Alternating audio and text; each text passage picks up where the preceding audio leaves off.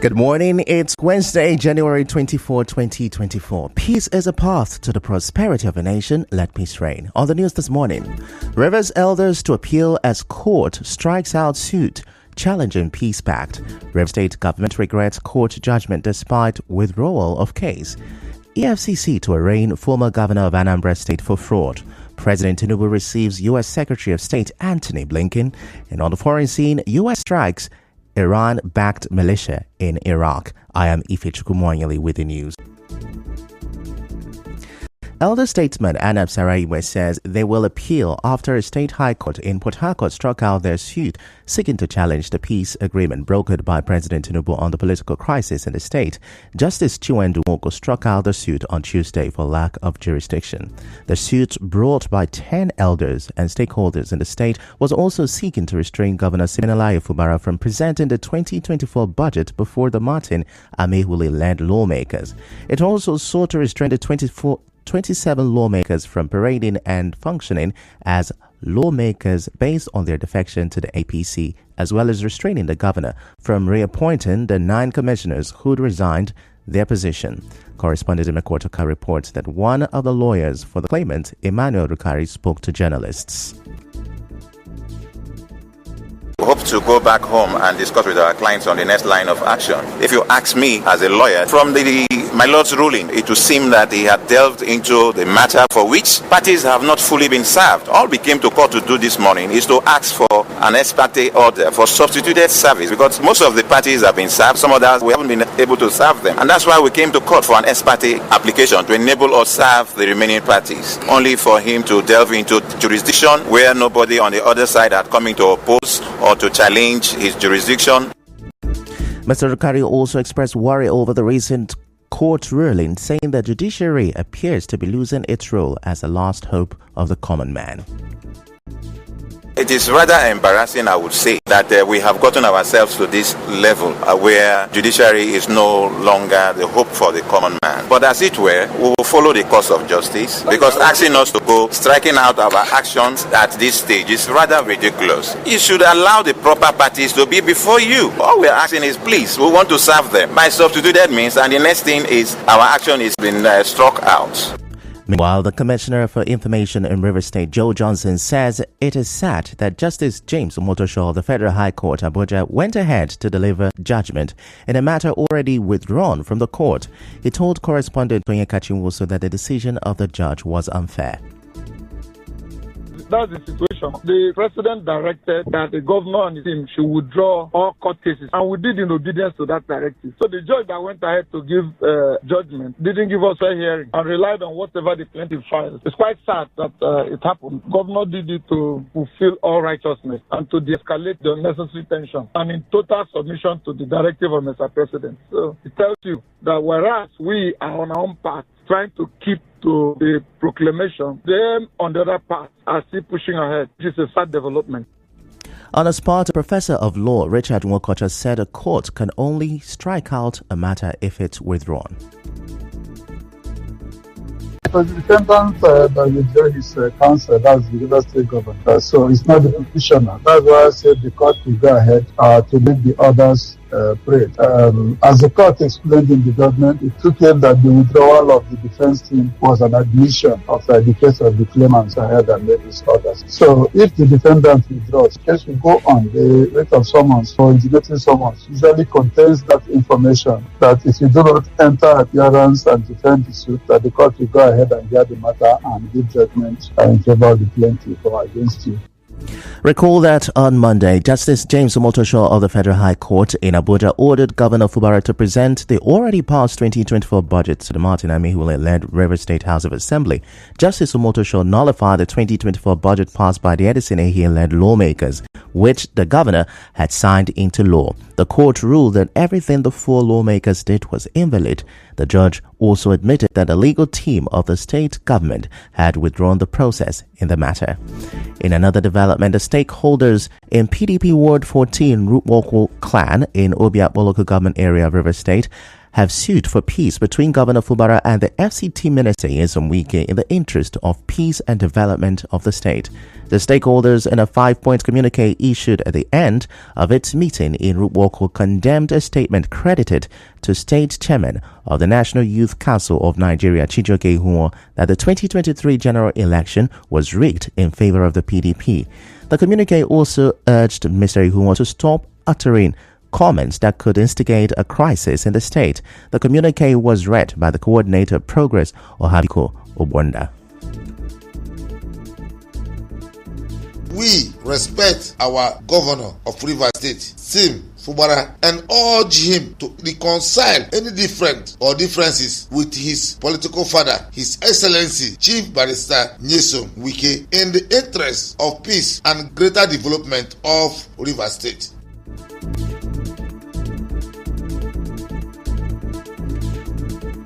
The communique also reaffirmed their support for the FCT minister for his human and infrastructural development in the Rupwoko clan and other political office holders in Obiabo local government area. We reaffirm our support and unflinching loyalty to our leader, Honorable Minister of the Federal Capital Territory, His Excellency Chief Barrister Nyesom Wike. We support the minority leader of the House of Representatives, OK Chinda, who won his election free and fair without rigging. Right, Honorable Martins Chike Amehule, Speaker, Rivers State House of Assembly. Honorable Lady Emilia Loki Amade, Chairman of Obiabo Local Government Council. Honorable Barrister GT Ariolo. In the meantime, the National Youth Council of Nigeria, NYCN Coordinators Forum, has condemned comments credited to the chairman of Ikwere Local Government Area, Samuel Wanosike, against Governor Fubara and the NYCN State Chairman, Chijioke Ihuo.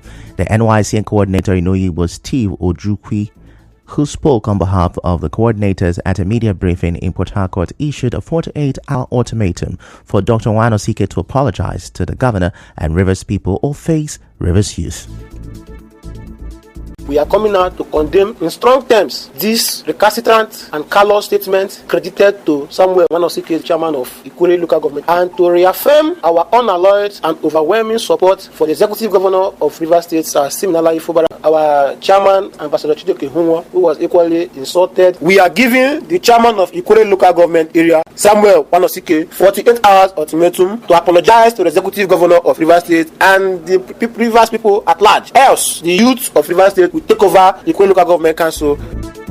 Also speaking, the NYCN coordinator in Port Harcourt City local government area, Ransom Iyala Opuyo, reaffirmed their support for the administration of Governor Fubara and NYCN under the leadership of Chijioke Ihuo. The National Youth Council of Nigeria, Rivers State, unanimously throw our weight and support behind him, and also giving support to the executive chairman of National Youth Council of Nigeria, Rivers State, Ambassador Chijioke Ihuo. Irrespective of the challenges from all corners, Chijioke Ihuo is a responsible youth leader. That is why he has been affirmed unanimously by the youths of Rivers State to lead them, and is a responsible person. As you may know, the chairman of Ikwere local government area, Samuel Wanosike, in a viral video made some remarks against Governor Fubara and Chijioke Ihuo. Still to come, President Tinubu receives U.S. Secretary of State Antony Blinken. Stay with us.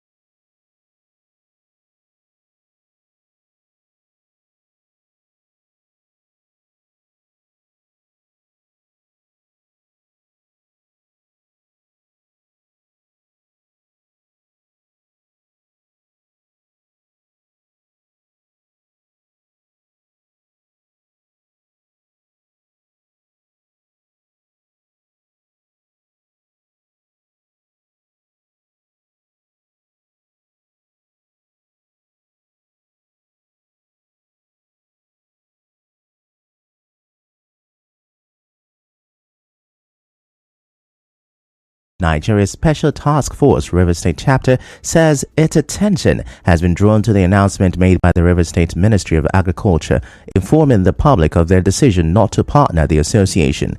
The association, in a statement signed by its chairman, Prince Sani Obara, said paying a courtesy call on the Ministry of Agriculture to inform her of their 3-day sensitization program is not an offense, but to show respect to the ministry. It said that the association explained to the ministry her willingness for partnership because other states kicked off their sensitization program in 2023, but the political crisis delayed the activities of the association in River State. It frowned at those who alleged that the association was set up by the FCT minister, Nyesom Wike, and urged the Commissioner for Agriculture, Victor Key, to create an enabling environment where individuals can do business in spite of their political affiliations. Away from that, the General Overseer of Redeemed Christian Church of God, Enoch Adeboye, has commissioned a 600-capacity church building named House of God's Blessing Parish. The church was built by the chairman of Eche local government area of River State, Obi Nayawo, in Olakwo community. The cleric dedicated the church on Tuesday, admonishing Christians to remain steadfast in service to God in order to attract greater blessings. Elder statesman Prince Emma Ayawo also spoke at the church.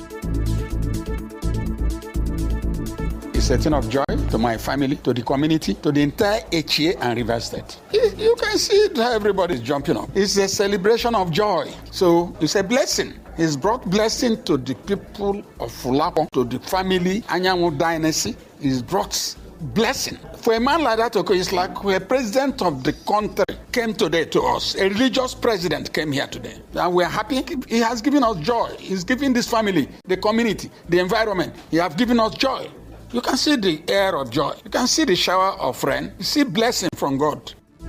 On the spot, the Eche Council chairman said he feels fulfilled building the church to immortalize his late mother, Blessing Ayawu, who he said was an ardent lover of God. It's a great thing. It's a great honor for me. This edifice you're seeing is a memory of my late mom. Her name was Blessing. And I felt that she lived all her life in church. And for me, it was a great way to honor her. I made a pledge to God that for all he has done for me, I will build an altar for him. And today, we have done that in honor and the glory of God, that this altar has been commissioned by E.O. Adeboye. And I'm happy. I've done projects around the 19 wards of Eche local government. But today, I'm branding it up with an altar, which is a great joy for me as chairman of Eche local government. Our correspondent reports that the church dedication in Olakwo Eche had in attendance local government chairmen, members of the River State House of Assembly, members of the Redeemed Christian Church of God, chiefs and elders, including friends and associates of the Ayawu family. In other news, the Economic and Financial Crimes Commission says it will arraign the immediate past governor of Anambra State, Willie Obiano, today for alleged 4 billion naira money laundering.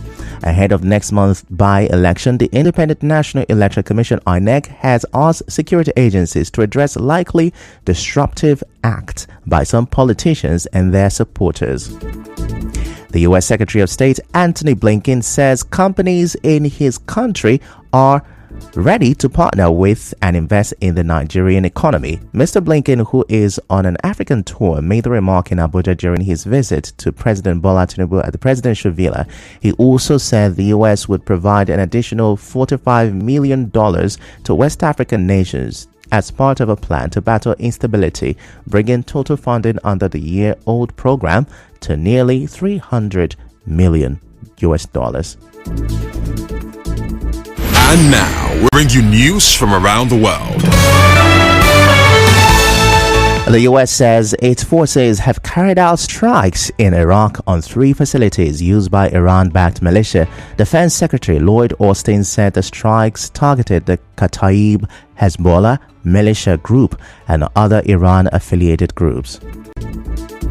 That's a wrap on the news this morning. Before we go, let's have a look at the major stories. Rivers elders are to appeal court decision to strike out suit challenging Peace Pact.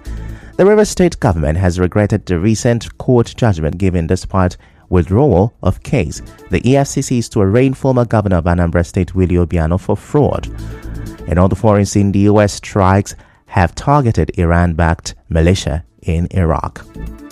The news was edited by Chioma Ezewafa. To reach the news team, send an SMS or WhatsApp to 0808-721-7215. I'm Ifechukwu Moyeli. Many thanks for listening.